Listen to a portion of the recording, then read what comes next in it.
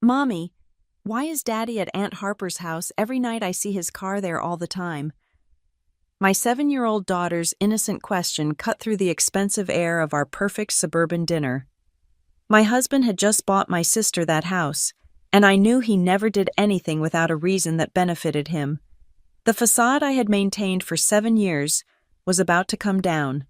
My name is Savannah Ross, and the illusion of my perfect life shattered on a Saturday evening over a cooling rack of brown butter chocolate chip cookies. The scene was pure suburban fantasy, right here in Riverton. Our kitchen is an open-plan expanse of white quartz and brushed steel, smelling of roasted garlic and the expensive bottle of Cabernet Ethan had opened.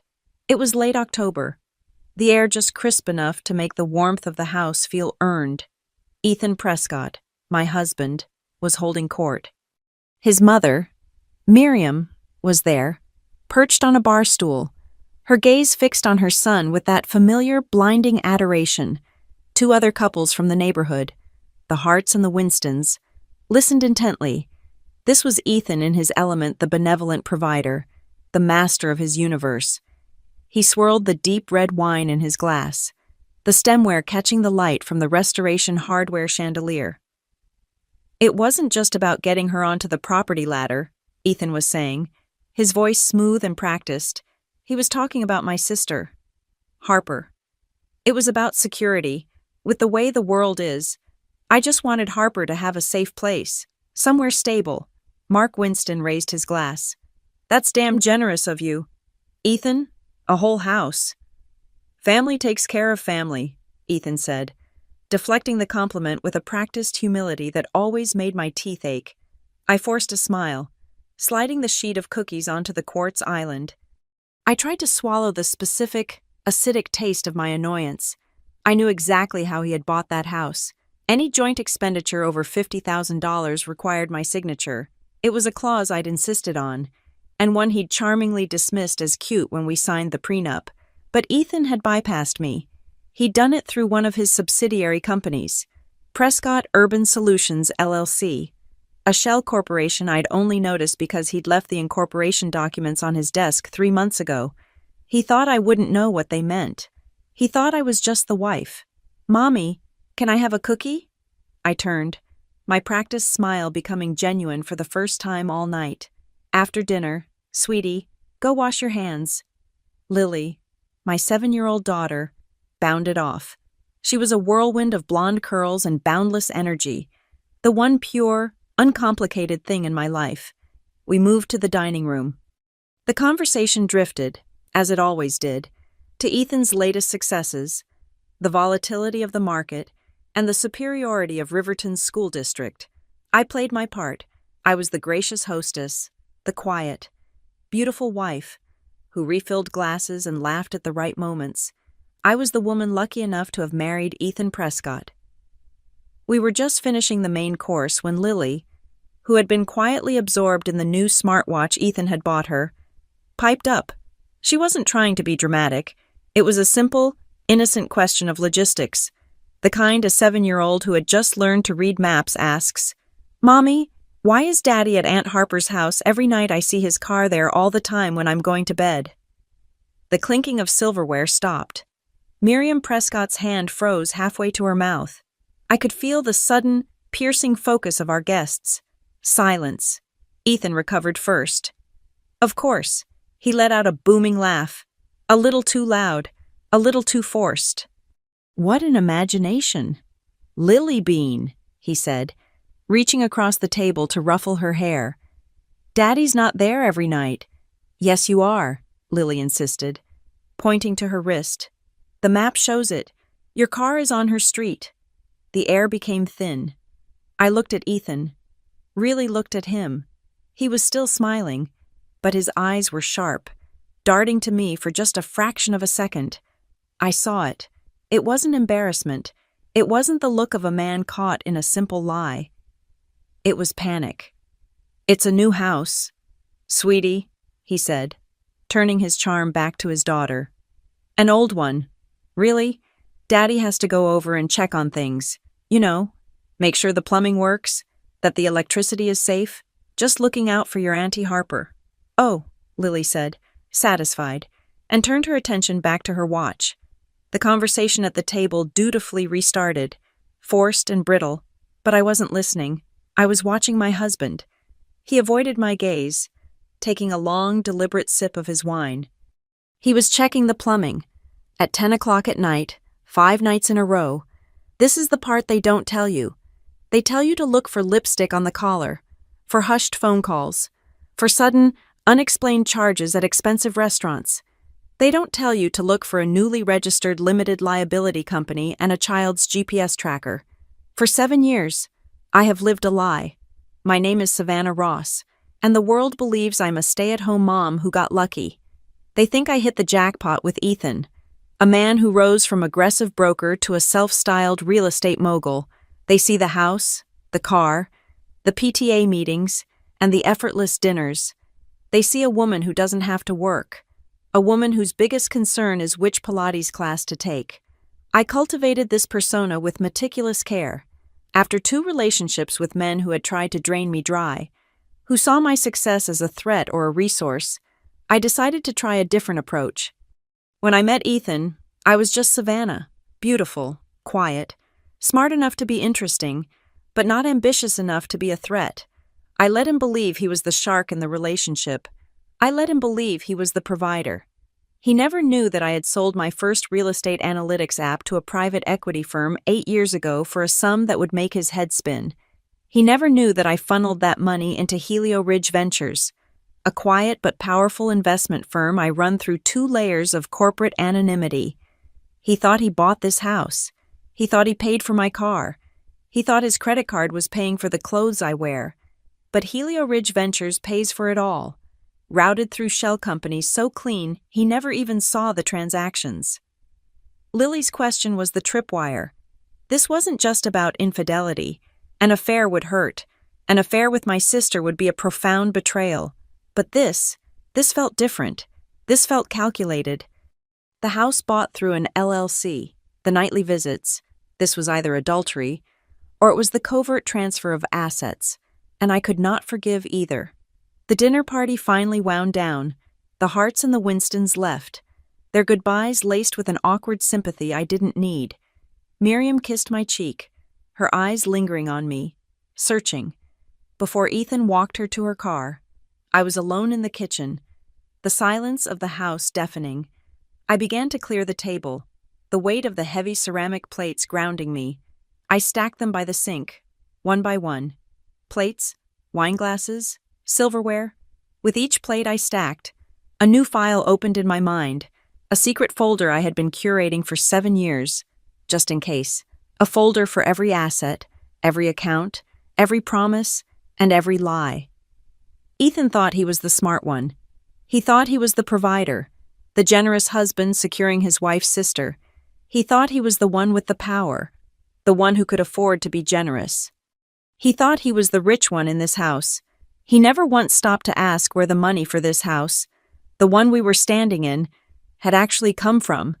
And he certainly never asked where the money for Harper's new house really originated. He just assumed it was all his. That was his first mistake. Ethan left to take a call in his study. The sound of the heavy door clicking shut, echoing in the cavernous silence of the kitchen. I stood there, my hands submerged in hot, soapy water, the scent of rosemary and garlic now turning stale in the air. The adrenaline from Lily's question was ebbing, replaced by a cold, sharp clarity. This wasn't a sudden storm. It was a rot I had allowed to grow in the foundations of my own house. It all started 8 years ago. I wasn't Savannah Ross, the Riverton hostess.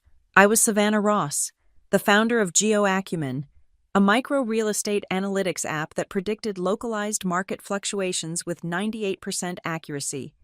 I sold it to a Singaporean private equity fund for a figure that still sounds absurd when I say it aloud. I routed that money, every last dollar, into a quiet Delaware C Corp, which in turn funded my new holding company, Helio Ridge Ventures. I did it quietly because I had learned my lesson. I'd had 3 serious relationships before Ethan. The first one saw my bank account as a safety net. The second saw my intellect as a competition. The third, a charming nonprofit founder, saw my capital as his personal grant money. By the time they were done, I was tired. I was tired of being a target, tired of being sized up, and tired of men who felt diminished by my success. So I decided to run an experiment. I would play poor, or at least, I would play comfortable. I kept my apartment, but I dressed down. I took consulting gigs that paid just enough. And then I met Ethan Prescott. I met him at a mid-level charity fundraiser I'd only attended because my lawyer was on the board. Ethan was exactly the man I was experimenting on. He was handsome in that generically expensive East Coast way, all good teeth and a suit that cost more than his commission check. He was a mid-level broker at a large firm, but he spoke like he was a titan of industry. He called himself a real estate tycoon when, at the time, his biggest deal was a 3-bedroom condo in the suburbs. He was drawn to me instantly. I was, in his eyes, the perfect package. I was beautiful.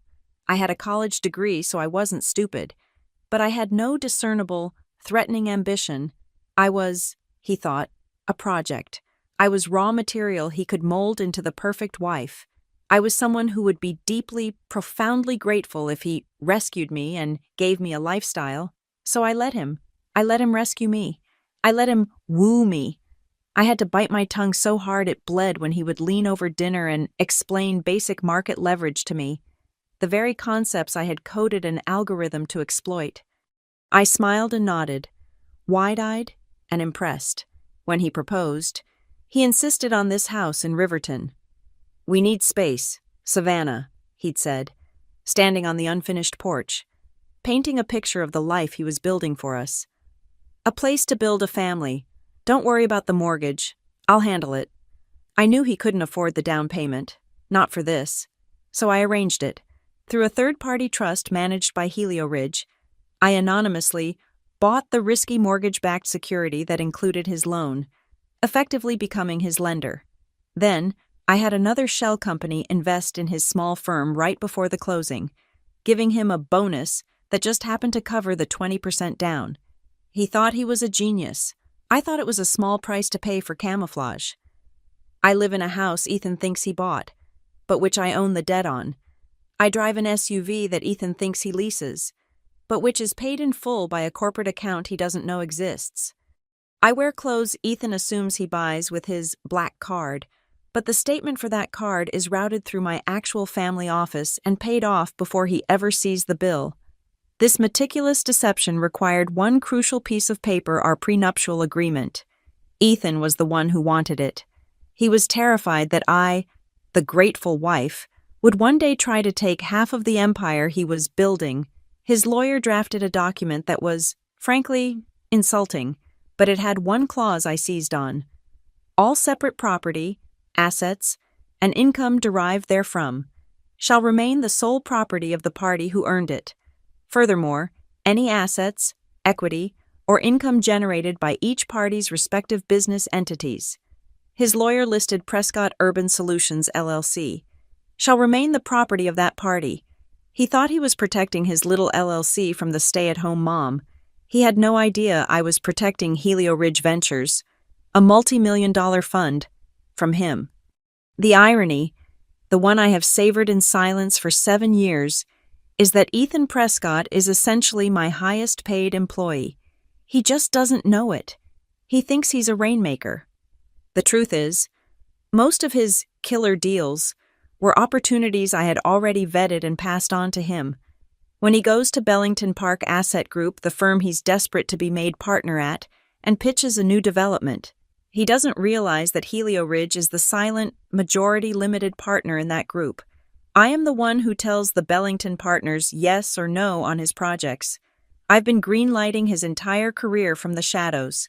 Legally, thanks to that prenup. Ethan isn't rich. He's just leveraged. He's a house of cards, and I am the table he's resting on. And then there was Harper, my sister. She was my blind spot. While I was building my armor against men, I never thought to build it against her. I've always taken care of Harper. Our parents weren't great with money. I was the one who got the scholarships, the one who worked 3 jobs. When I sold my app, the first thing I did was pay off her staggering $65,000 in student loan debt.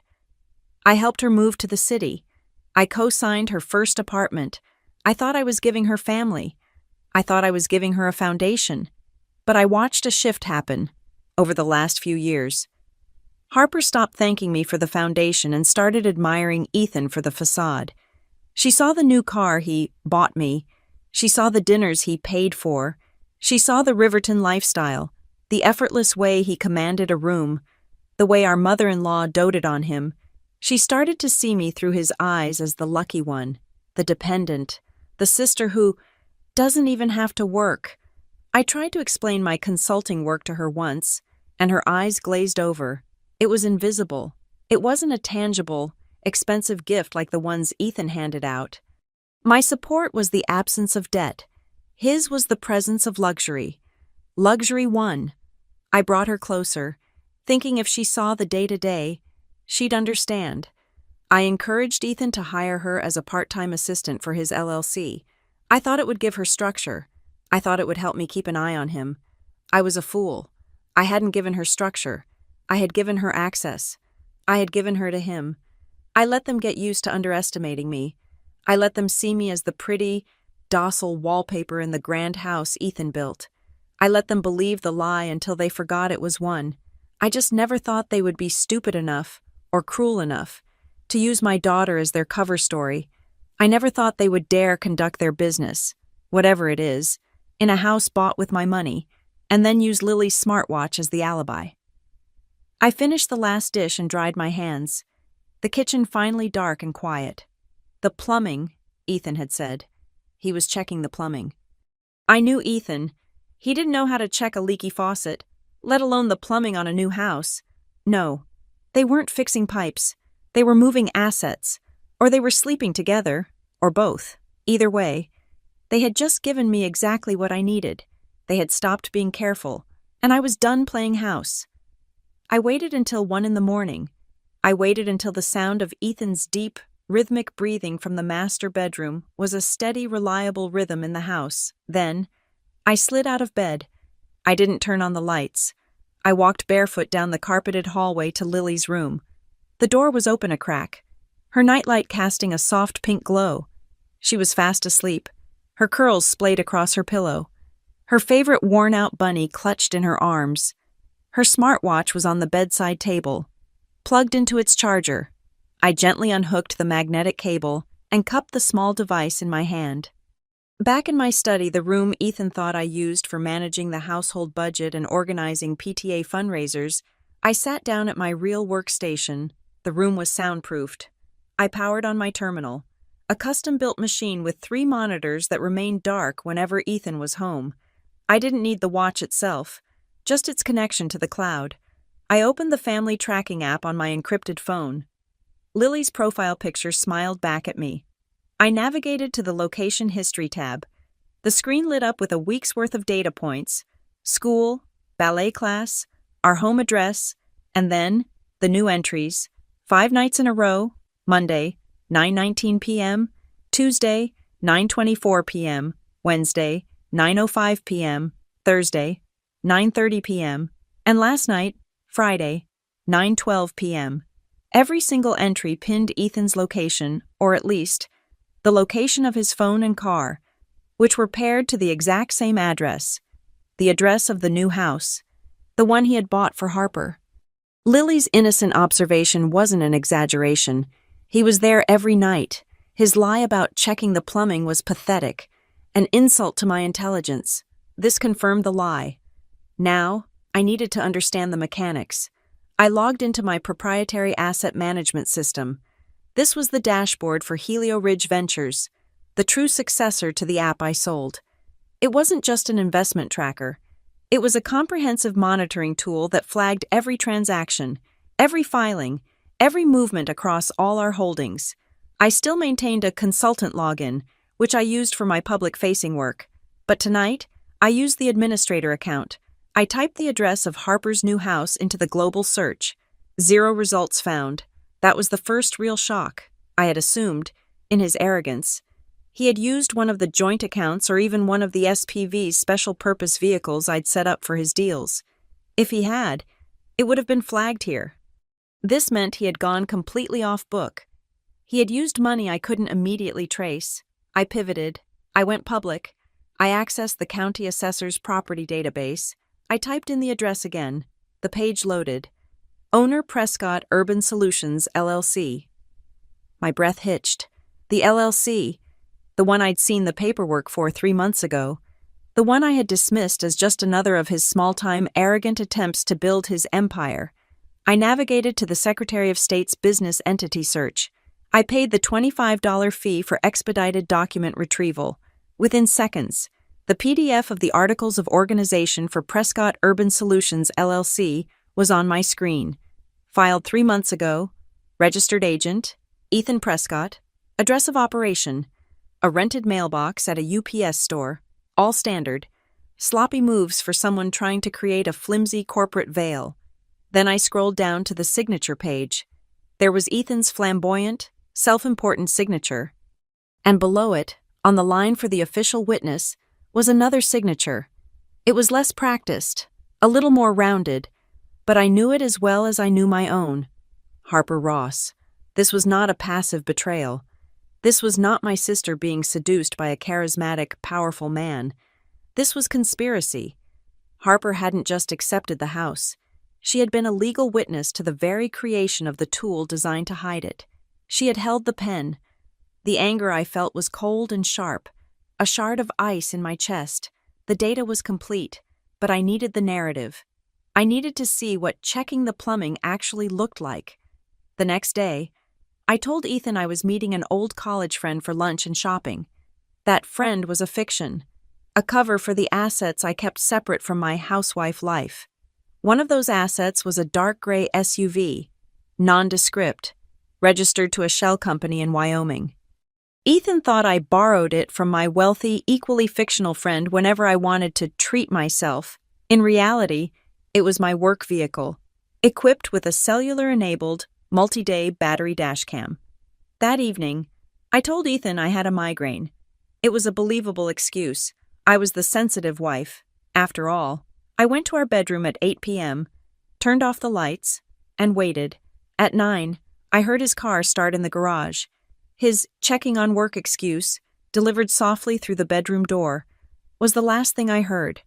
I gave him 10 minutes, then I slipped out of the house, got into the gray SUV, and drove to Harper's neighborhood. It was a quiet street, the kind of place where no one paid attention to a parked car. I found a spot 2 houses down, with a clear, unobstructed view of Harper's front door. I angled the vehicle, zoomed the camera feed on my phone to frame her walkway, and hit record. I didn't have to wait long. At 9:14 p.m., Ethan's familiar black sedan pulled up. He parked directly in the driveway. I watched the feed. My phone screen a small, cold rectangle of light in the dark car. Ethan got out. He wasn't carrying flowers. He wasn't carrying a bottle of wine or a pizza. He was carrying his thick, scuffed leather briefcase, the one he took to Bellington Park, the one that held his most important deals. Harper opened the front door before he even knocked. The light from her hallway spilled out. She was wearing a silk robe, not a coat. She smiled, took the briefcase from him, and he followed her inside. The door closed. I sat there. I watched. 1 hour passed. The lights in the front of the house stayed on. 2 hours.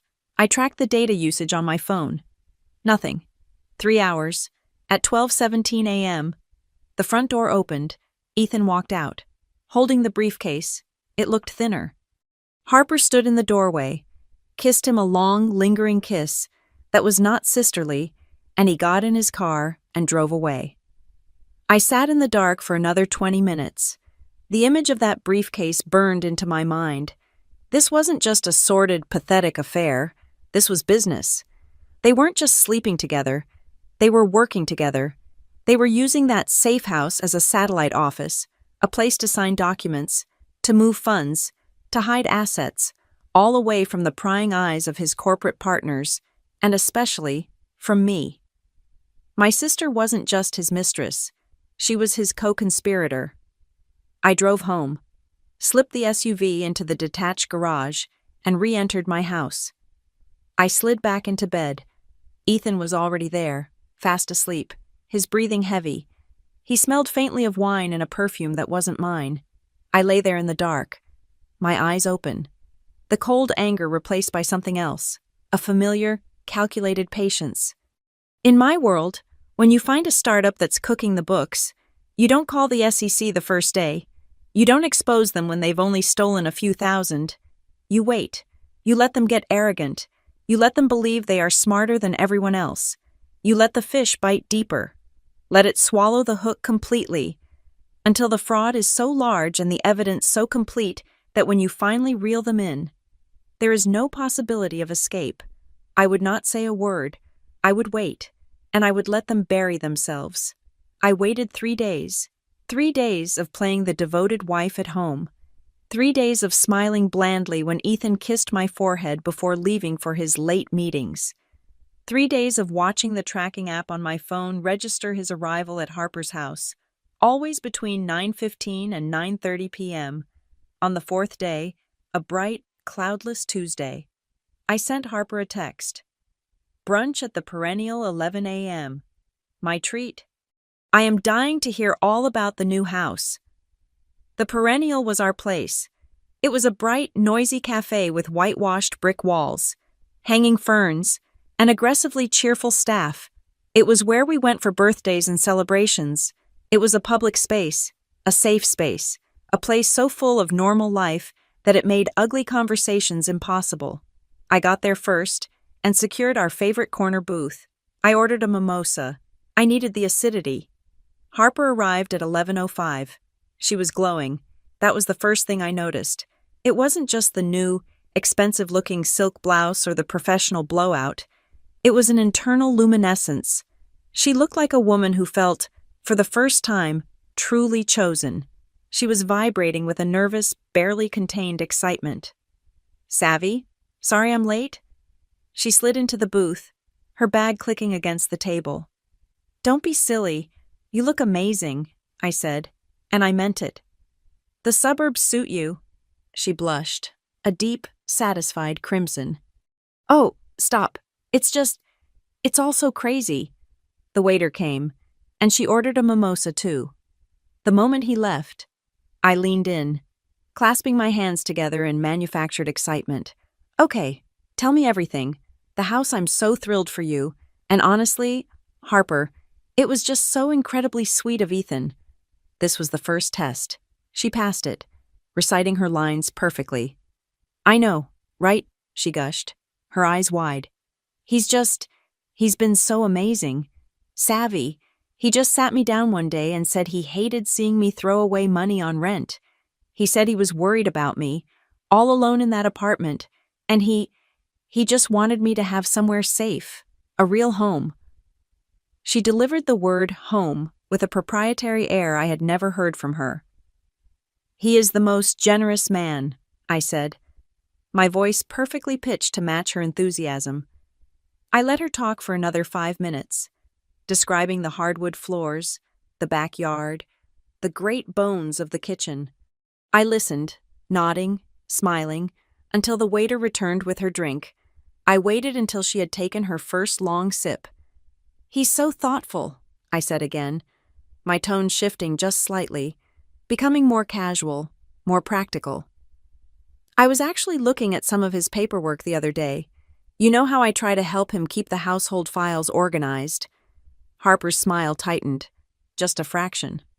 "Oh, yes, and I saw the name of the company he used to buy it, Prescott Urban Solutions, LLC.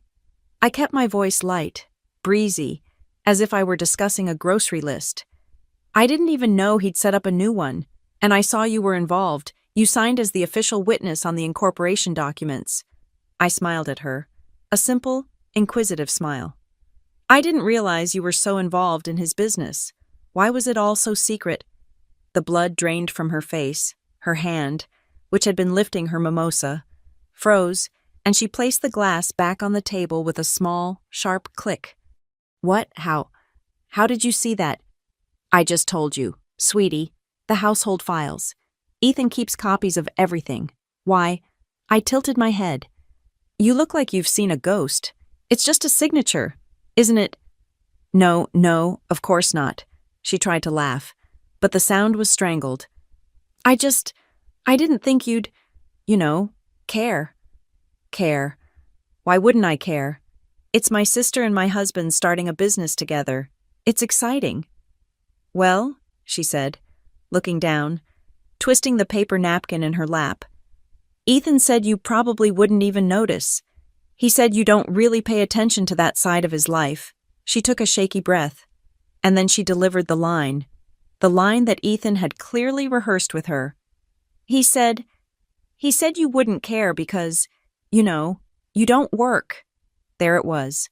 The humiliation was a physical force, a hot metallic wave that rose from my stomach and flooded my chest. It was worse than the video of the kiss. It was worse than the smartwatch data. All my work, all my careful planning, the silent, invisible empire I had built that funded every single aspect of their lives, our house, his car, her education. This very brunch, all of it reduced to nothing. I hadn't just hidden my success. I had erased myself so completely that my own sister, the person I had raised, could look me in the eye and call me useless, and in the vacuum of my absence, they had found each other. I looked at her. The pain was still there, a dull throb, but the coldness was faster. It was a relief, a suit of armor locking into place.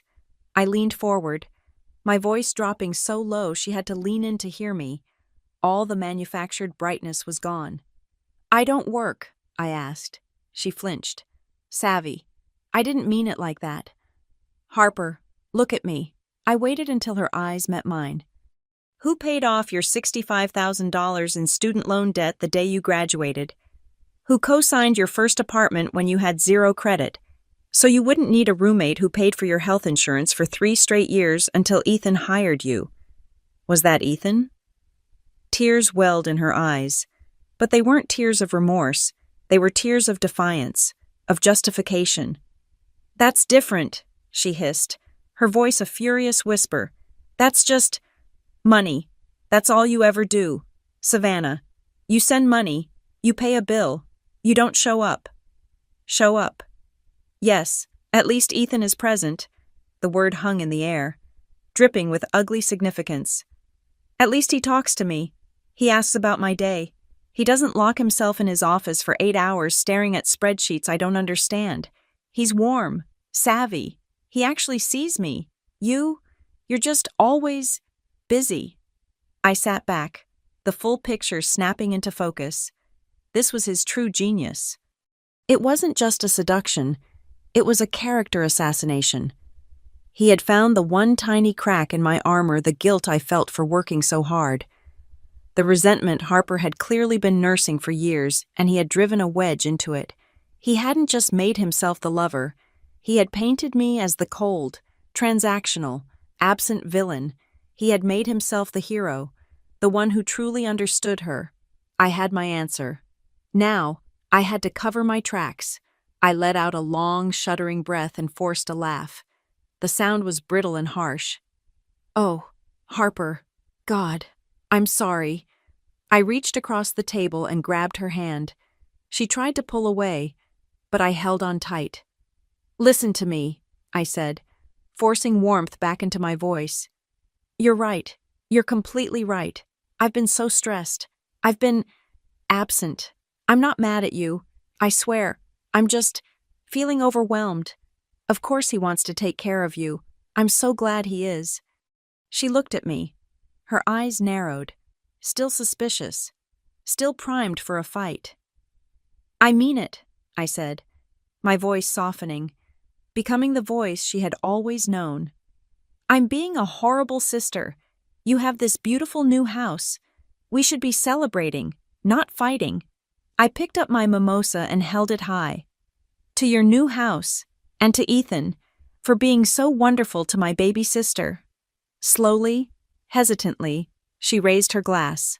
In fact, I said, the perfect camouflage clicking into place. The place is probably empty, right? You need furniture. You need to make it a home. I smiled, my most dazzling, clueless, stay-at-home wife smile. Let's go shopping after this. My treat, A real housewarming gift. Whatever sofa you want. The tension in her shoulders vanished. She let out a relieved laugh. Savvy, really. You don't have to do that.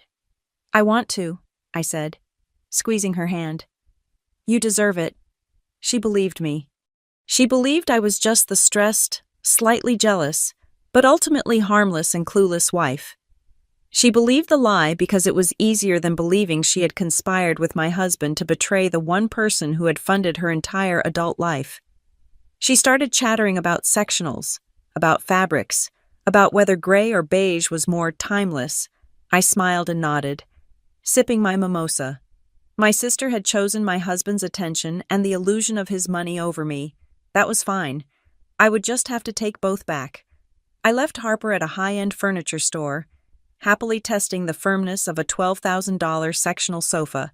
I told her to buy whatever she wanted and to have it delivered. The house account would cover it. She was giddy, completely disarmed. She thought she had won. I walked out of the store, the bright sunlight hitting me. I didn't get into the SUV. I got into my sedan, the wife car. I sat in the buttery leather seat for a moment, the smell of new car and old betrayal filling my lungs. I put in my discreet earbuds and made the call. It didn't go to a receptionist. It went directly to a private line. Arthur, I said. Savannah, it's been a while. Is this business or pleasure? Arthur Farrow's voice was dry as parchment. He was the senior partner at Farrow Blake Advisory, and the only person on earth, besides my accountant, who knew the full organizational chart of Helio Ridge Ventures. Strictly business, I'm afraid, I said, my voice perfectly level. I have a situation with Ethan. There was a pause. I see, he said. How extensive a situation? He set up a new LLC 3 months ago, Prescott Urban Solutions. He's used it to purchase a residential property for my sister. He's also been conducting nightly, off-site meetings at that property, transferring documents from his primary business. I need you to pull every transaction he's made in the last 6 months, every wire, every transfer, every line of credit. I want to know where the money for that house came from, and I want to know what else he's hiding in that LLC. Understood, Arthur said, the same way a surgeon might say scalpel. I'll need access to your joint accounts to cross-reference. You already have it, I said. And Arthur, I need you to look for a spousal consent form. California is a community property state, but our prenup supersedes it. Still, any transfer of assets into a new personal entity might have required my signature. I'm curious as to how he managed that, given that I never signed anything. I'll start immediately. You'll have a preliminary report by morning. The call ended. I drove home, made Lily a snack, and helped her with her reading homework. I was the perfect mother for 3 hours. The report arrived in my secure inbox at 5:03 a.m. the next morning. I was already in my study, a cup of black coffee in my hand. Arthur's findings were efficient, brutal, and beautiful. Ethan had been busy. The LLC had indeed been used to purchase the house for Harper, but Arthur had also found a second, pending transaction. Ethan was in the process of attempting to quit-claim our shared vacation property, a small cabin up near Lake Tahoe, into the name of Prescott Urban Solutions LLC. He was moving community assets into his private shell company, but that wasn't the bomb. The bomb was the document attached as Exhibit A. It was a spousal consent to transfer of assets form, filed with the county registrar, specifically for the Tahoe property. It declared that I, his spouse, was aware of and consented to this transfer, waiving my community property rights to it, and at the bottom was my signature. It was a forgery, a clumsy digital forgery. He had scanned an old signature from a bank document I'd signed years ago, probably for the mortgage on our first condo. He had digitally pasted it onto the consent form. I stared at it. This was not the act of a man in love. This was not a lapse in judgment. This was felony grade, premeditated, white-collar crime. This was bank fraud, wire fraud, and aggravated identity theft. This was a violation of the prenup, which was grounds for immediate and total invalidation of his claims. This was the kind of thing that, in our world, didn't just end marriages, it ended careers. It came with jail time. The icy calm in my chest solidified. This was no longer about a broken heart. This was about a breach of contract. I scrolled down to Exhibit B, the financial tracing. My personal accountant, bless her meticulous soul, had worked with Arthur. They had unraveled the source of the down payment for Harper's house. It wasn't Ethan's salary. It wasn't his commissions.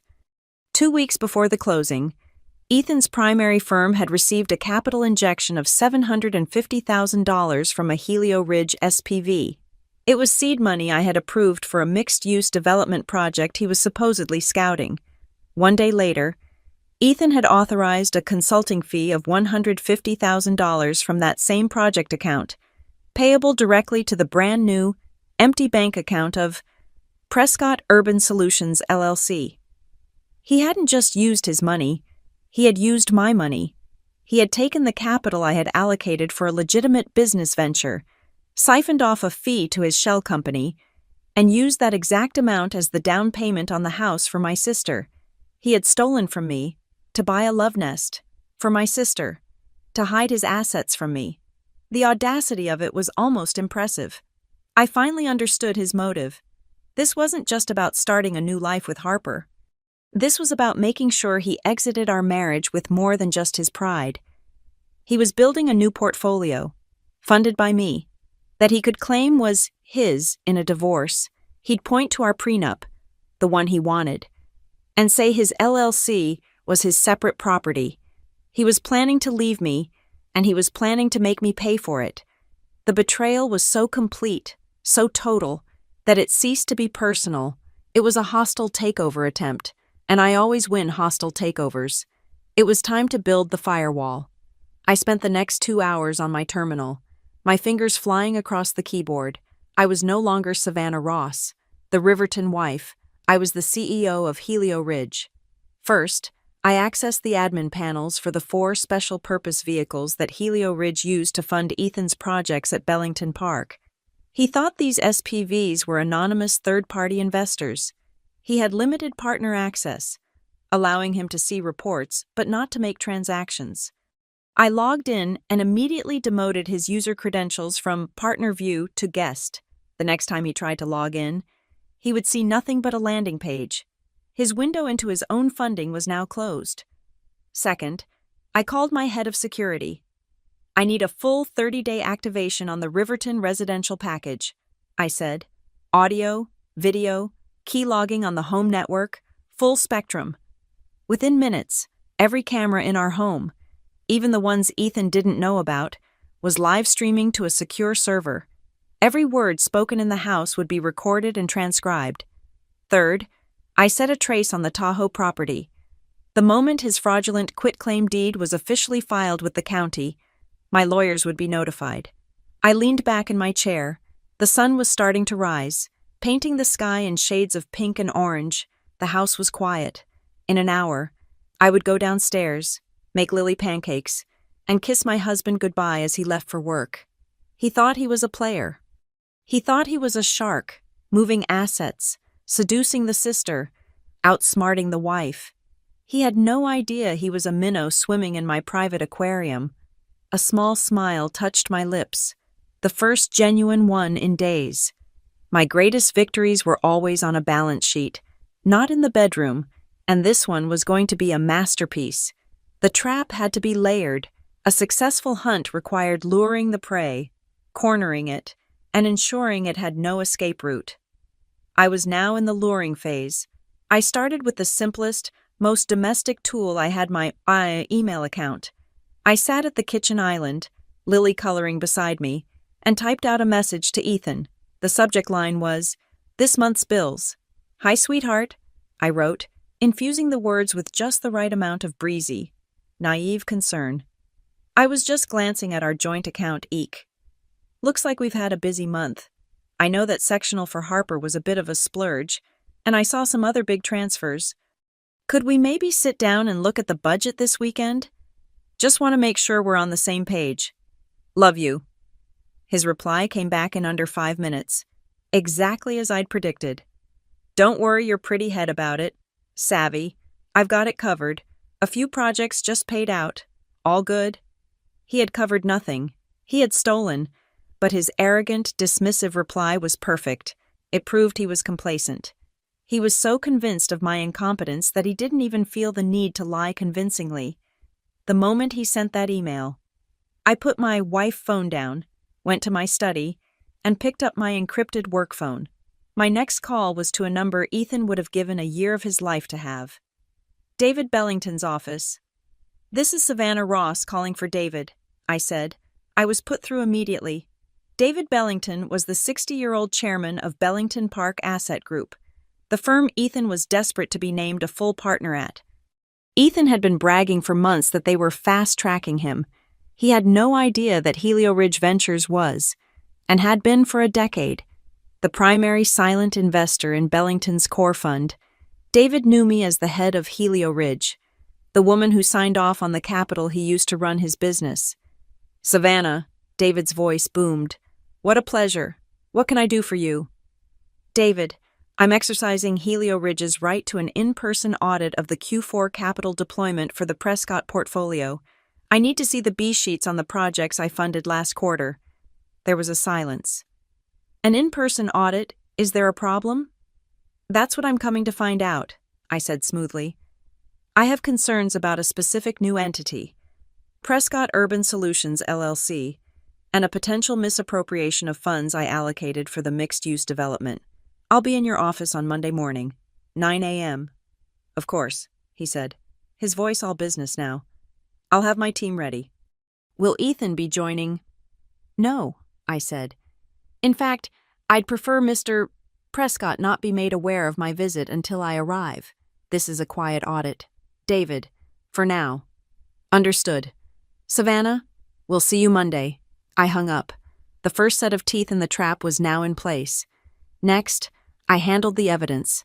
I took the PDF of the fraudulent spousal consent form, my signature hanging there like a digital ghost, and saved it to 3 separate encrypted, air-gapped hard drives. One went into the biometric safe hidden behind a false wall in my study. The second was messengered to Arthur Farrow's office, to be held in his vault. The third I overnighted to a secure holding facility in Delaware, under a corporate name Ethan had never heard of.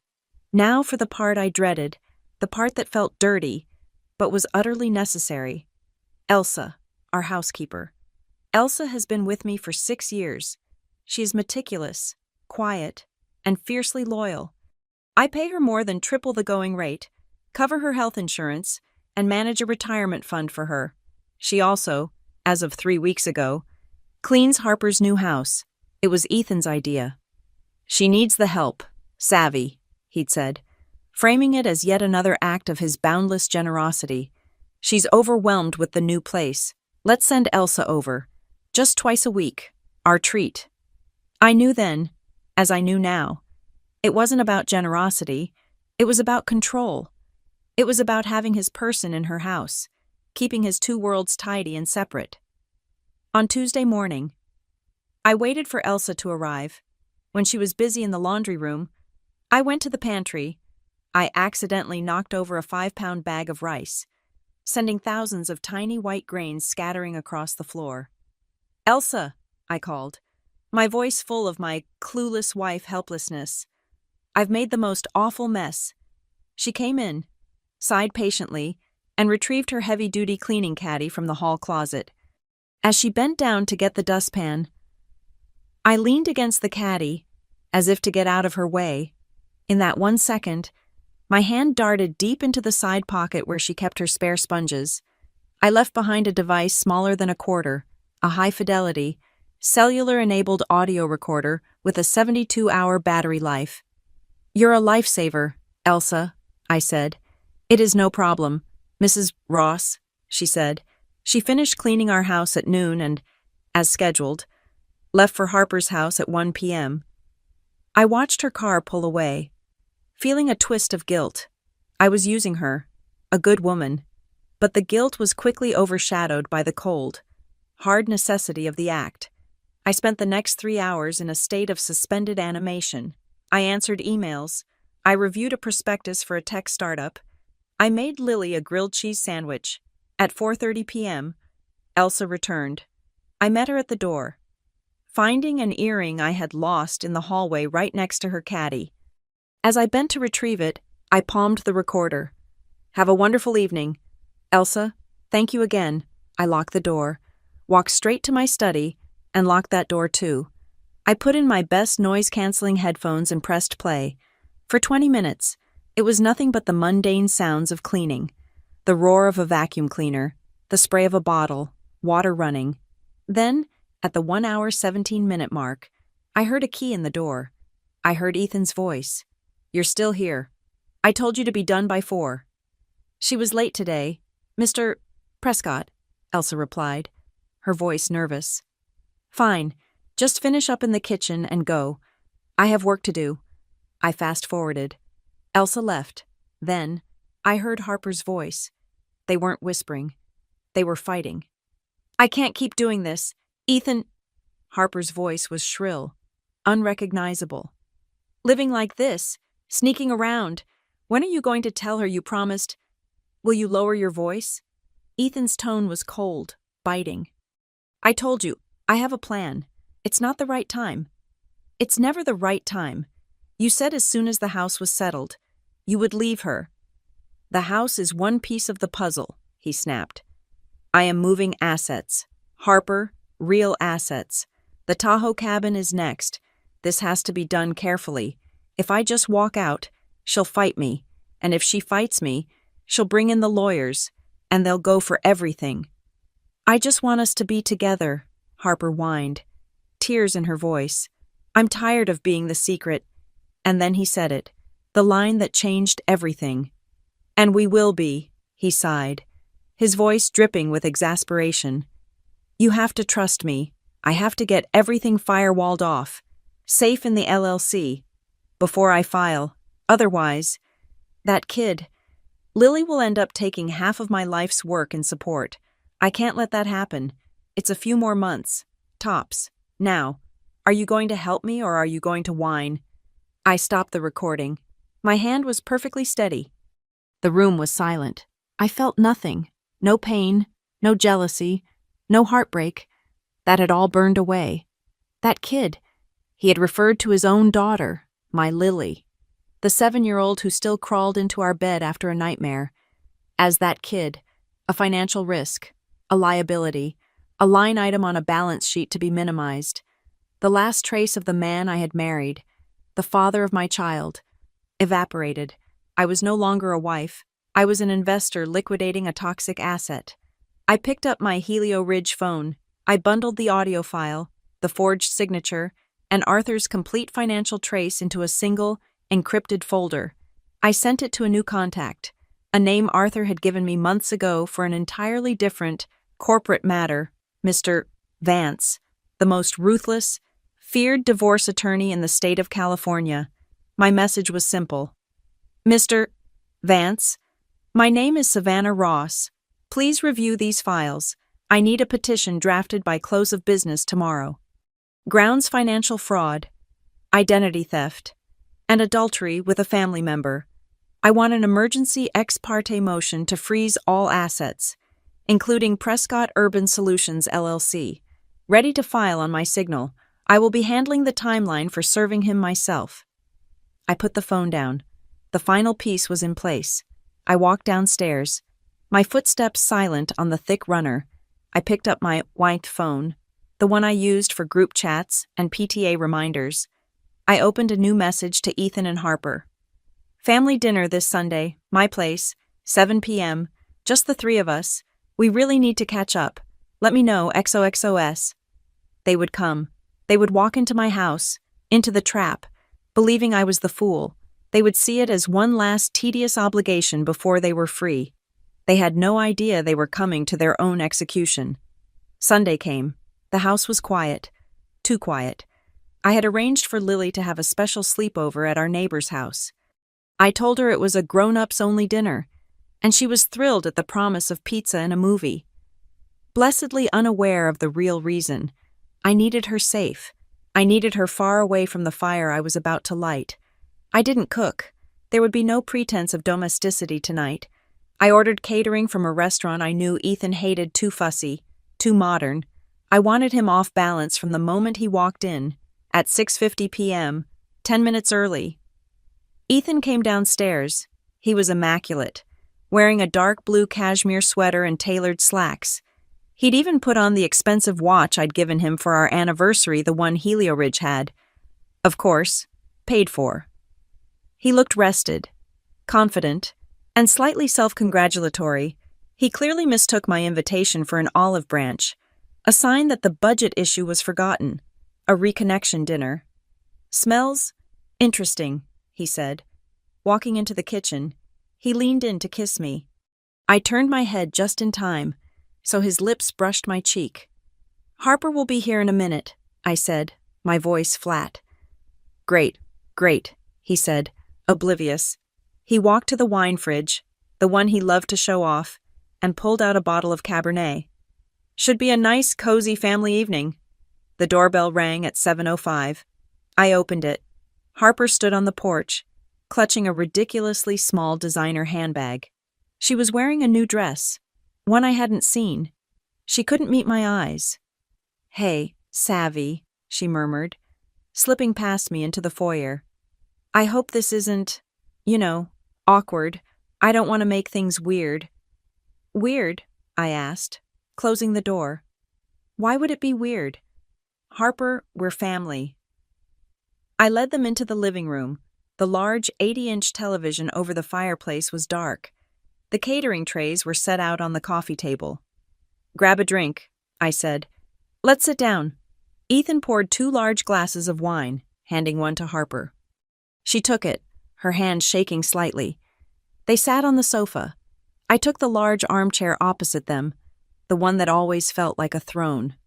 "So," Ethan began, raising his glass, "to family." "To family," I repeated, lifting my own glass of water. I took a sip. Before we eat, there's something I wanted to show you both. A little video I've been looking at. I'm worried about the security in Harper's new neighborhood." Ethan's smile faltered. "Security? What are you talking about?" "Just, let me show you." I picked up the remote from the side table. The home security and automation system was linked to my private server. I pressed a single button. The screen flickered to life. It wasn't a movie. It was the high-definition, time-stamped footage from the dashcam in my SUV. The feed showed the front of Harper's house, clear as day. The timestamp read, Monday, 9:14 p.m. We watched in silence as Ethan's black sedan pulled into the driveway. We watched him get out, carrying his briefcase. We watched Harper open the door, wearing her silk robe. We watched him go inside. The screen cut. New timestamp. Tuesday, 9:22 p.m. The same scene. Ethan, the briefcase, the robe. Wednesday, 9:19 p.m. Thursday, 9:30 p.m. I let it play. Clip after clip, night after night. The room was utterly silent, save for the faint sound of a car door closing on the recording. Harper's wine glass was frozen halfway to her mouth. Ethan had gone pale, a sickly gray color beneath his expensive tan. "What is this? Savannah?" he finally choked out, his voice a low growl. "Are you spying on me?" "I was worried about Harper," I said calmly, still looking at the screen. "You said you were checking the plumbing. It just seems like you're checking it very late at night. And with your briefcase?" "I was helping her," he blustered, his composure cracking. "She's my sister-in-law. She's family. I was checking on her, making sure she was safe." "That's all?" "I see." I pressed another button on the remote. The video vanished, replaced by a crystal-clear image of a scanned document. "Exhibit A," I said, as if to a boardroom. "The Articles of Organization for Prescott Urban Solutions, LLC." I zoomed in on the signature line. "Witness Harper Ross." I pressed the button again. A new document.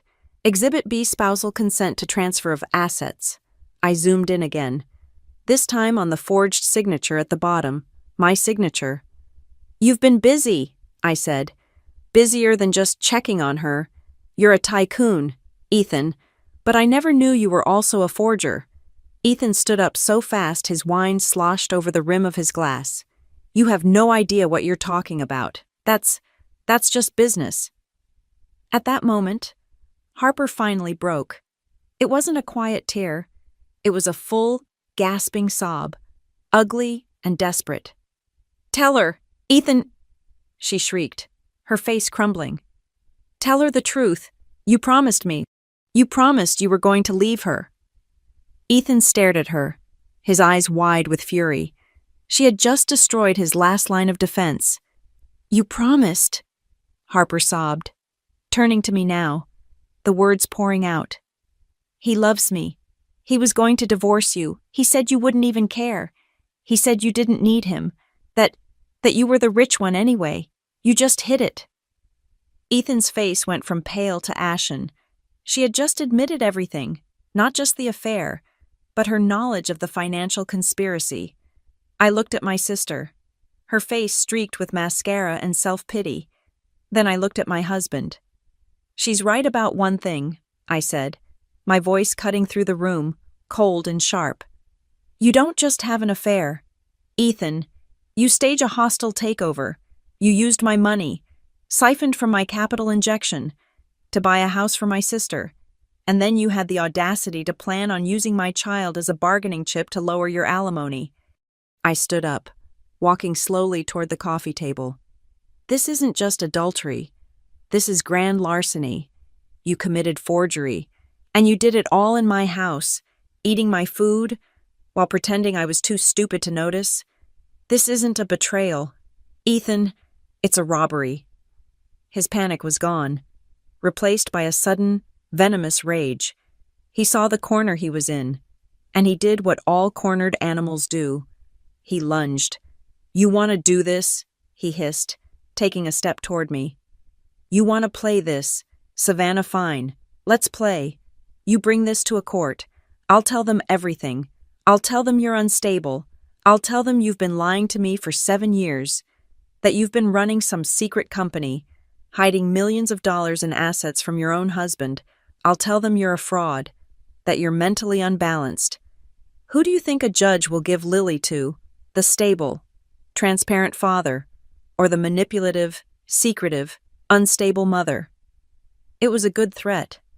A terrifying threat. It was the one threat he had. I almost felt sorry for him. I smiled. A small, tight, genuine smile. "That's a very good speech, Ethan," I said. I reached down to the coffee table, next to the untouched trays of food, and picked up a single, slim file folder. It was bound in the discreet, dark blue of Bellington Park Asset Group. "It's a shame you won't get to use it," I said, holding the folder out for him to see. "What is that?" he asked, his bravado wavering. "It's the Bellington Park Capital Report. You see, you seem to have forgotten something. You forgot to ask who the primary silent investor in Bellington Park is. You forgot to ask who David Bellington answers to.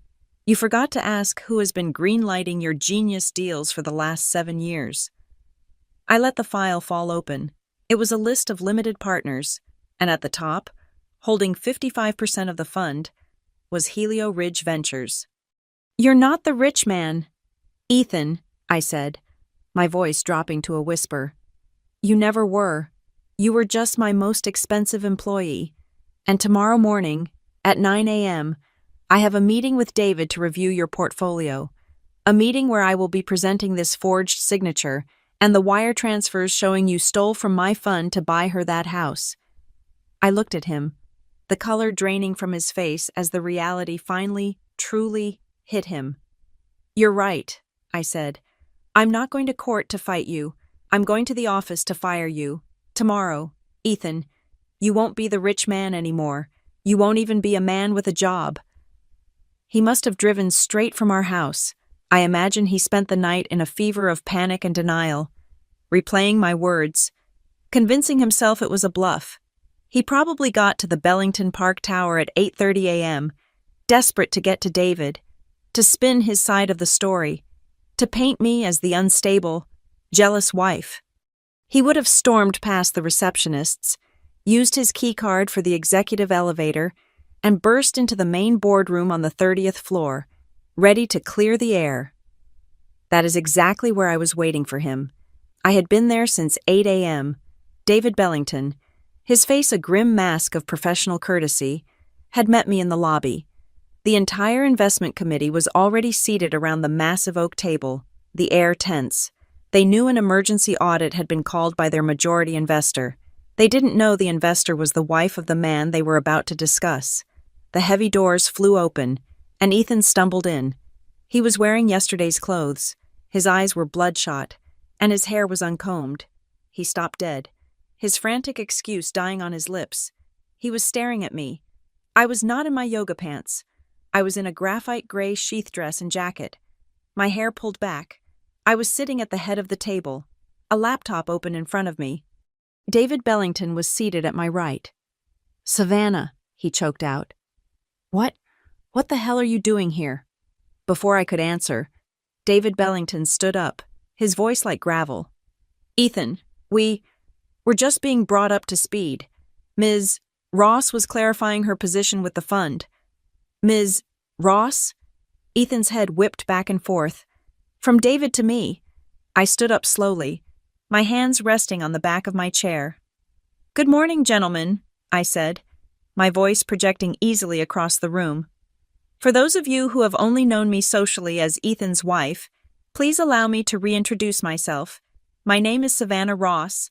I am the founder and managing director of Helio Ridge Ventures." I let that sink in. I saw the eyes of the other partners widen. They were connecting the dots, the mysterious Helio Ridge, the name on all the funding documents, and the quiet wife at the company Christmas party.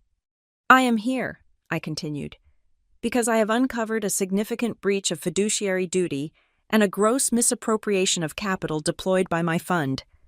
I nodded to David's assistant. The large screen at the end of the room lit up. "Exhibit A," I said, as the image of the wire transfer from the Helio Ridge SPV appeared. $750,000, allocated for the Riverton mixed-use project. I clicked the remote. "Exhibit B, a $150,000 consulting fee wired from that project account to a new entity, Prescott Urban Solutions LLC. One day later," Ethan found his voice. This is proprietary.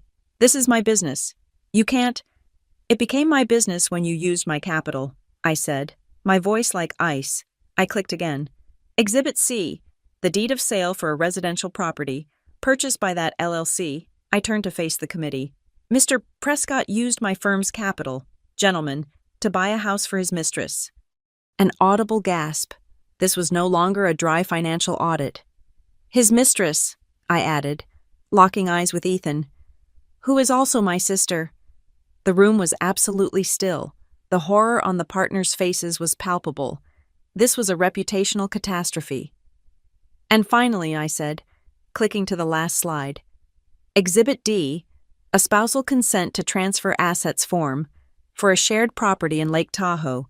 He filed this to move a community asset into his shell company, in preparation for a divorce he was planning." I zoomed in on the signature. "This is a forgery. This is a felony. As the primary partner in this fund, Helio Ridge Ventures demands an immediate and total freeze on all profit sharing, commissions, and bonuses due to Ethan Prescott, pending a full forensic audit and potential criminal charges." Ethan was vibrating with rage. You can't do this. This is a personal matter. This is my marriage." "You made it a business matter." "Ethan," David Bellington said, his voice low and furious. He had been played, too. "You used this firm's name. You exposed us all." He turned to the committee. "I recommend we vote to sever all ties, effective immediately." It was unanimous. "Ethan," David said, "your partnership is terminated. Your access is revoked. Security will escort you from the building, now." Ethan looked at me. His face was a terrifying mask of hatred. "You think you've won?" He spat. "You ruined me. You'll regret this." He was bundled out of the room by 2 large security guards. The door clicked shut. I sat down, took a sip of water, and said, "Now, gentlemen, let's talk about the Riverton development." I knew he wouldn't go quietly. A man like Ethan, a man built on pure narcissism, doesn't just accept defeat, he explodes. By the time I reached the lobby, He had already launched his counterattack. My phone was buzzing, alerts lighting up the screen. He had gone to the one place he had left social media. His Instagram post was a masterwork of victimhood. It was a picture of him and Lily from last Christmas. He was holding her on his shoulders. "I am shattered to announce my separation from my wife, Savannah," he wrote. "I have just been fired from my job, at her direct request, for 7 years. I have worked tirelessly to build a life for my family, not knowing that my wife was living a complete secret life, controlling a hidden fortune I knew nothing about. She masqueraded as a housewife while secretly controlling my entire career. When I finally uncovered the truth and confronted her, she had me fired from my own company. I am a victim of years of gaslighting and extreme financial control. Please pray for me and for my daughter, Lily, who is still in that house." It was brilliant. The comments were a flood of sympathy. "Ethan, this is horrifying. Stay strong. We're here for you." That's monstrous. The Riverton online forums lit up. I was the villain, the cold, secretive, manipulative wife. He had painted me exactly as he'd threatened the unstable monster. He made one fatal error. He brought our daughter into it. I didn't respond. I didn't post my own side of the story. I made one phone call to the PR firm that manages Helio Ridge's media relations. I gave them a single, 60-second audio file. They didn't leak it to a gossip blog. They gave it to Sarah Jensen, the sharpest investigative reporter at the city paper, a woman who had built her career on exposing financial crimes. By 6 p.m., the online edition of the paper had its headline, "Riverton victim father exposed in his own words. That kid.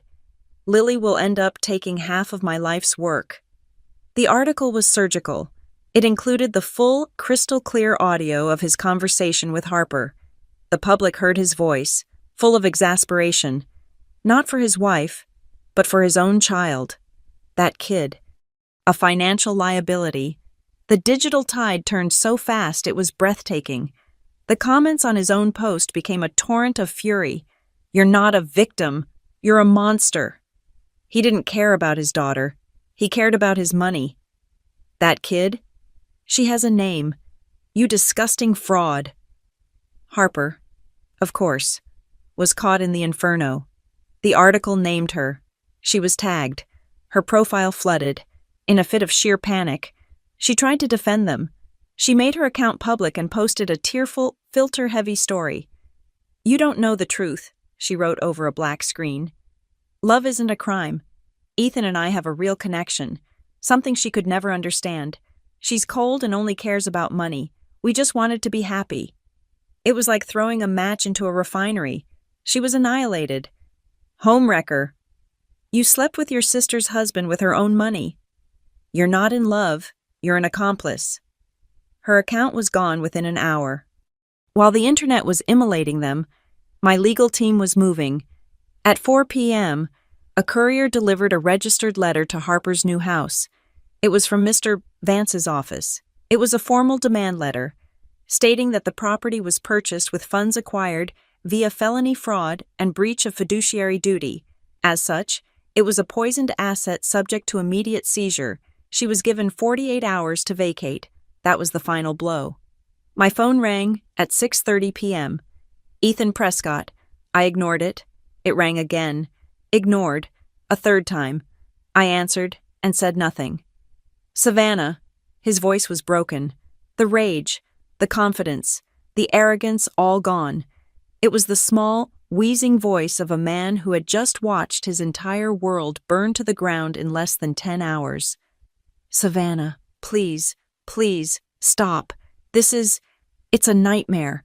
My life is over. They're taking Harper's house. She's hysterical. We can't do this in public. We're still married. Savvy. We have Lily. Please. Let's just talk. No more lawyers. Just you and me. We can fix this. Fix this." He still thought it was a negotiation.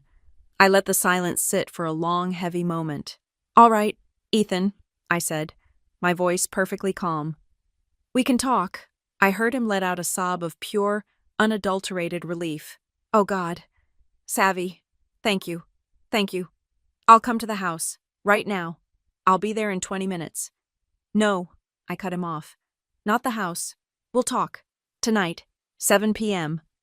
"Where?" he asked, his voice trembling. "Where do I go?" "My lawyer's office," I said. "Mr. Vance will be expecting you." The conference room at Farrow Blake Advisory was on the 42nd floor. It was designed to intimidate, with a 30-foot-long marble table and a wall of glass overlooking the city lights. It was 7 p.m. When Ethan arrived, he wasn't just disheveled. He was diminished. The bravado, the rage, the arrogance, it had all been burned out of him. He was just a man in a wrinkled suit, his eyes darting around the room. Finally understanding this was not a negotiation. He thought it would be just me and a lawyer. He was wrong. I was at the head of the table. Mr. Vance, my divorce attorney, sat to my left. To my right sat a woman Ethan had never seen before, Ms. Albright, a sharp, unsmiling woman in a severe black suit. Ms. Albright was not a divorce lawyer. She was a former state prosecutor who now specialized in white-collar criminal defense, or in this case, offense. Ethan's gaze flickered. Who is this? Please sit down. Mr. Prescott, Vance said, gesturing to the single, isolated chair across the table. Ethan sat. He had no lawyer of his own. As I'd anticipated, his personal attorney, the one who had drafted the prenup, had formally recused himself the moment Arthur Farrow had forwarded him the file on the signature forgery. No legitimate lawyer would touch this. This is not a conversation. Mr. Prescott, Vance began, his voice calm and academic. This is a presentation of your options. We have prepared 3 files for your review. He slid a slim, dark blue folder across the marble. File 1, adultery with a family member. We have sworn affidavits from household staff, data from your vehicle's GPS, the audio recordings of your arrangements with Ms. Ross, and of course, the video surveillance in a custody hearing.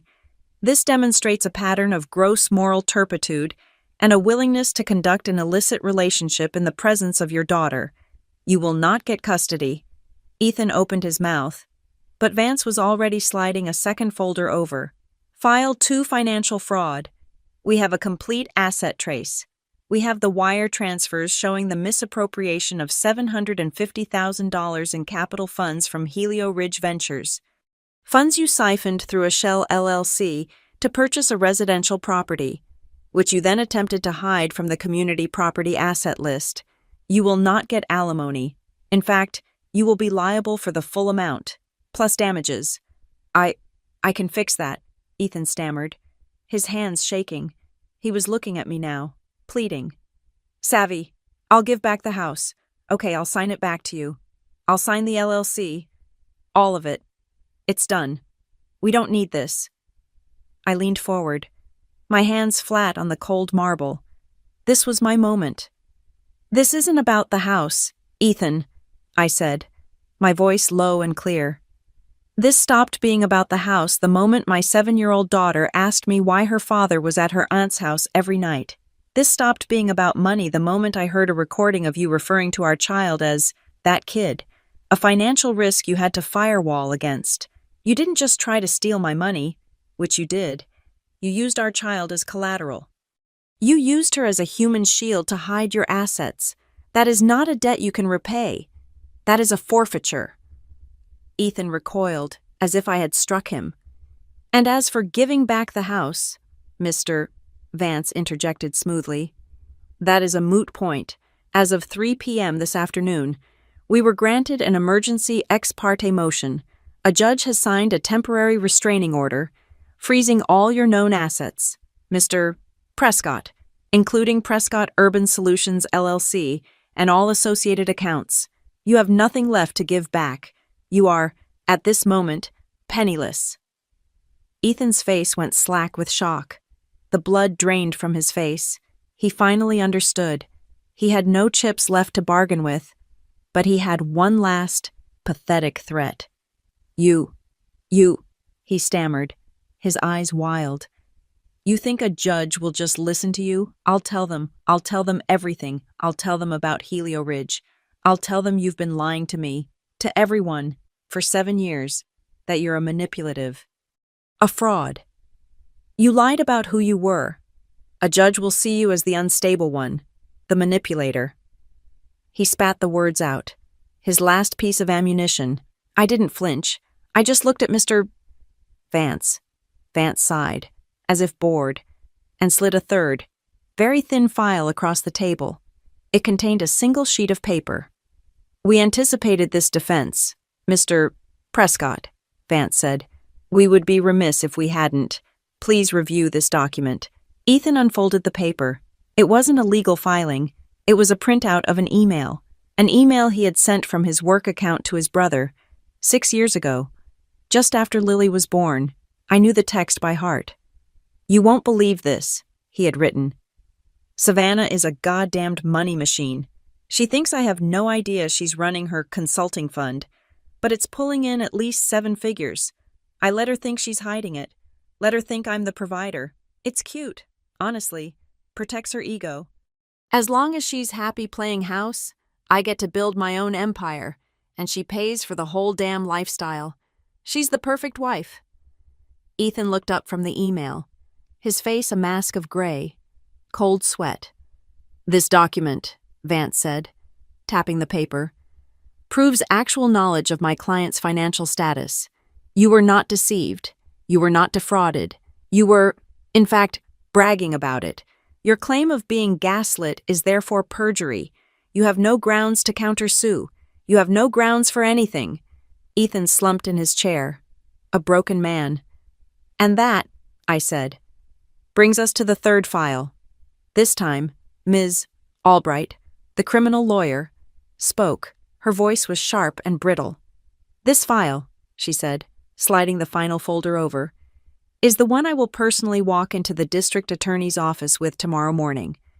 It contains the original forged spousal consent form, the digital metadata from your computer, and a sworn affidavit from a forensic handwriting expert. Felony forgery. Mr. Prescott, in this state, that carries a maximum sentence of 3 years. Vance pulled a thick, bound document from his briefcase. This, he said, is your alternative. He placed it in front of Ethan. A stipulated divorce settlement. You will read it, and you will sign it. Tonight. What? What is it? Ethan whispered. The terms are non-negotiable, Vance said. 1, you will agree to an immediate, uncontested divorce, citing irreconcilable differences. 2, my client, Savannah Ross, receives full, sole, legal, and physical custody of your daughter, Lily. 3, you will be granted supervised visitation, twice a month, at a neutral location, contingent upon your completion of a full psychological evaluation. 4, you waive all rights to any community property, and you will formally sign over all assets within the LLC and the Tahoe property to my client, to repay the capital you stole, all of it. Ethan just stared at the document, his body trembling. You will sign this, Ms. Albright said, and this remains a very painful, very public, but civil matter. You will be broke, but you will be free. If you refuse, if you try to fight this, I will file my complaint with the DA at 9 a.m. tomorrow. You will be arrested. You will lose your license. You will face a criminal trial, and you will go to prison, and you will never see your daughter again. The silence in the room was absolute. Ethan looked at the pen. He looked at me, his face crumpled. She knew, he whispered, a last, pathetic attempt to deflect.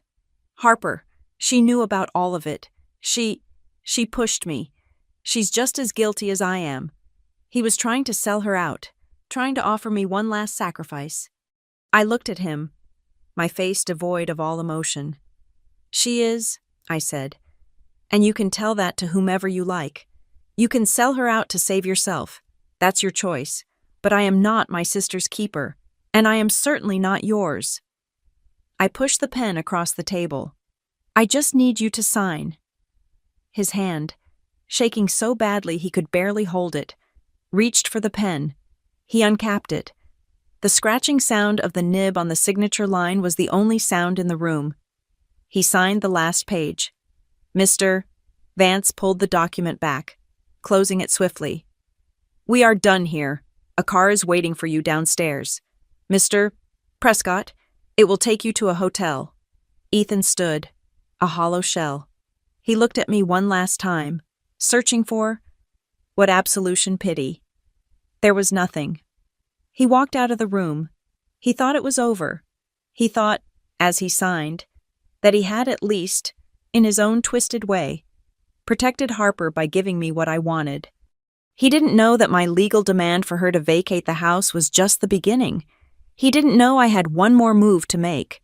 The final divorce hearing was not a trial. It was a formality, a summary judgment.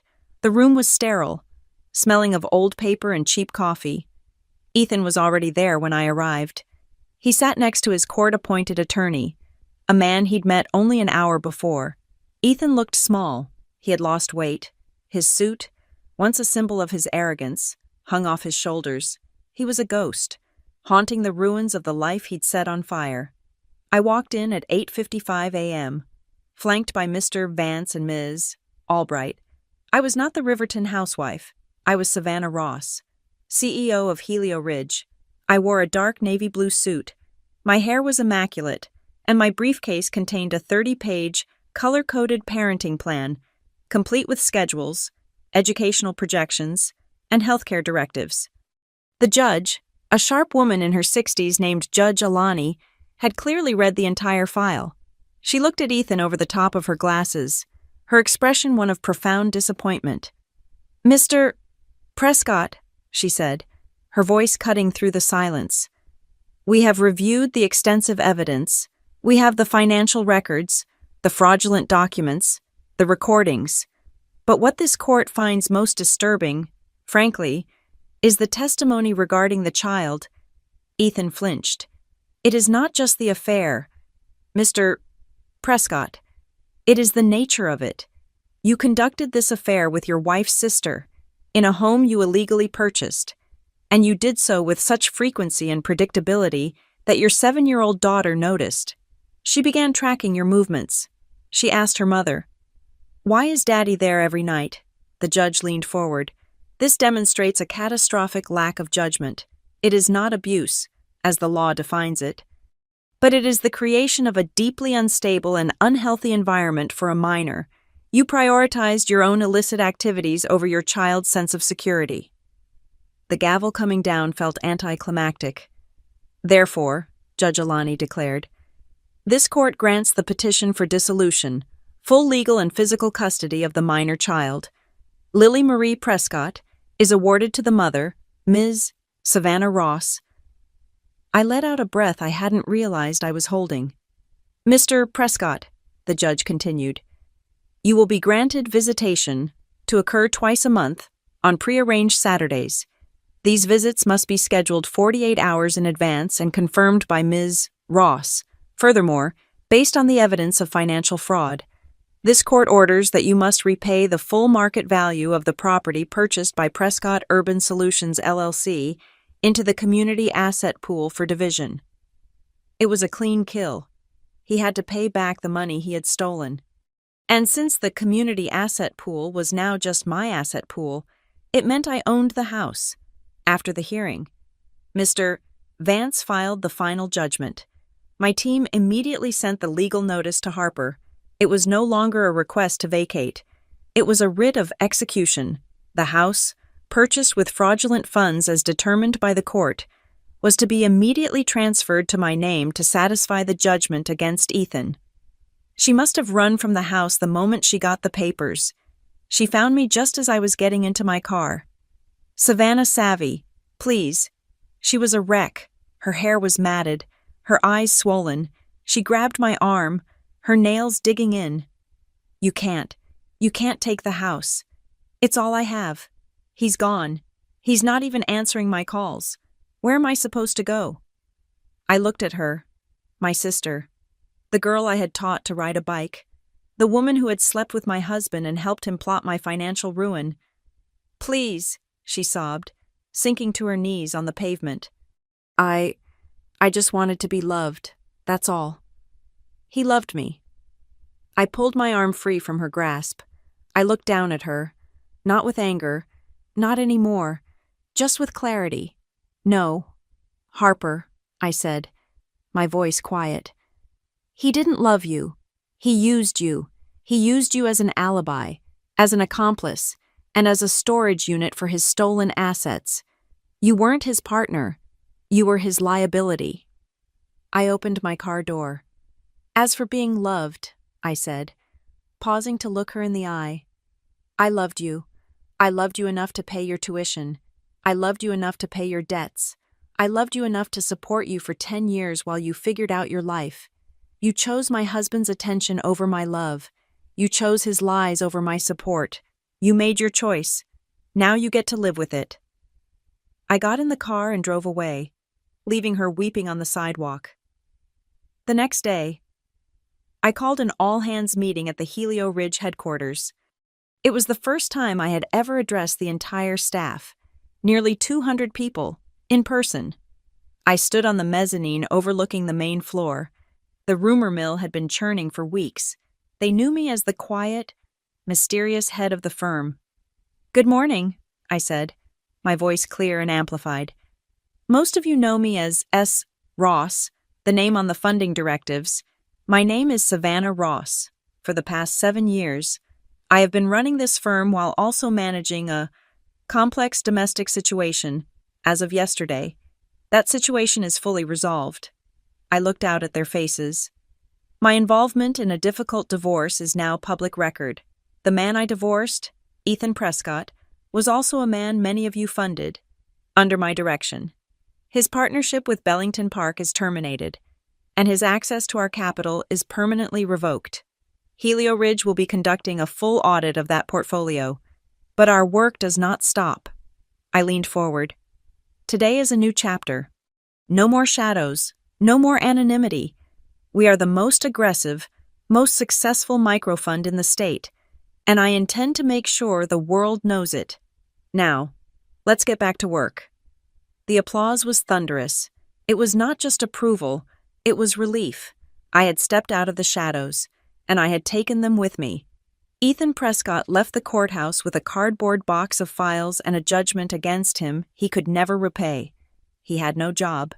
He had no house. He had no access to capital. He knew that every bank, every asset group, every potential employer in this city was, in some way, connected to Helio Ridge Ventures, connected to me. He was financially marooned on an island of his own making. He didn't have Harper's house to go to. He didn't even have my house to go to. He was, for the first time in his life, truly on his own. At 3 p.m., I did the only thing that mattered. I drove to Lily's elementary school. I was there at the pickup gate, just like any other day. She ran out, pigtails flying, and launched herself into my arms. Mommy, did you have your grown-up meeting? I did, sweetie, I said, buckling her into her car seat. And it's all done. She was quiet for a moment as I pulled away from the curb. Is Daddy coming home? I met her eyes in the rearview mirror. No, baby, Daddy is going to live in his own place now, but he's still your daddy, and he still loves you very much. He's going to see you on Saturdays now, on a schedule, so you never have to wonder where he is. You won't have to watch for his car out the window anymore. Oh, she said, considering this. Okay, can we get ice cream? We can get any ice cream you want, I said. I had given her back her safety. Revenge, I realized, isn't about the explosion. It's not about making them hurt. That's just a byproduct. True revenge is about taking back your power. It's about taking back your name. It's about finding your voice and using it so clearly that it silences all the lies. It's about standing in the center of the life they tried to steal from you and reminding them that they were never anything more than a guest. The house that Ethan bought for Harper will no longer be the place he visits every night. It's my asset now. It's a line item on a Helio Ridge balance sheet. From today, I hold all the keys. Thank you so much for listening to my story. I'd love to know where you are all listening from. So please drop a comment below and let's connect and share our thoughts. And please, if you enjoyed this, I would be so grateful if you would subscribe to the Zoe Revenge Stories channel, like this video, and give us your support by hitting that hype button. It really helps get these stories heard by more people.